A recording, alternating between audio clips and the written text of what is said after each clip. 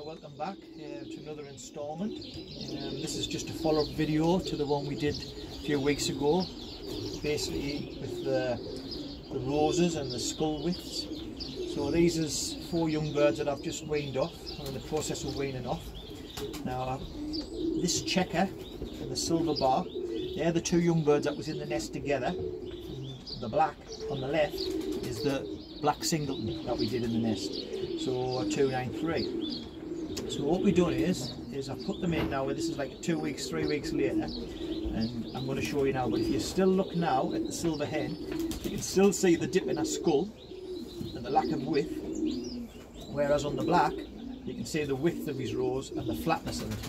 So the skull plays a big important part in the roses. Now this is just, we're talking about roses here, we're not talking about anything else. To be honest, this pair that breeds these bars, this is out of a bar project. I'm not very happy with the youngsters that they produce. And I have this silver bar and another silver bar in the nest now, so I've got 5 youngsters from the pair. So I will split this pair up now and repair the cockbird up under a different hen. The pair's not really working. Shell wise, especially on the checker, they're too soft in feather and they're pinching on the shells. Right, so what I'm going to do now is I'm going to show you how we trim them up, no different than what we do with the adults, and I'll show you the process that I do through after that.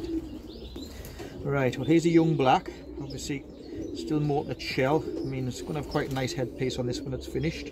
And this is the young black, so I'm going to show you basically what we do. It's very similar. I like to use my curved scissors. So don't worry about cutting them blood feathers.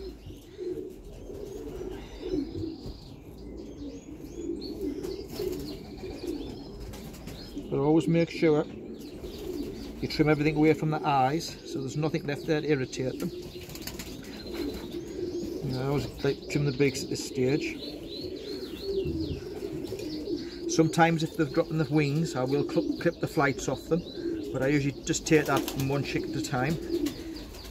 There's still blood growing in the feathers here, so I don't like to cut them too short to interfere with that.